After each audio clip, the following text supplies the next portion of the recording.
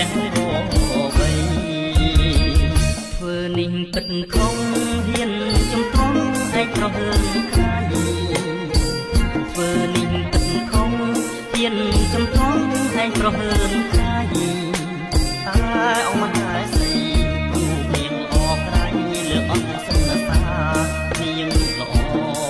នឹងស្រីរកពុំបានឡើយពិតពុំសាប្រសាពេកទុនបាវត្តមានពិតដូចវាចាប្រសាពេកទុនបាវត្តមានពិតដូចវាចាយកកលបៃតា7ទីវាជាកាលកំណត់ឲ្យបានយល់បានឃើញបានស្គាល់គ្រប់អរិយ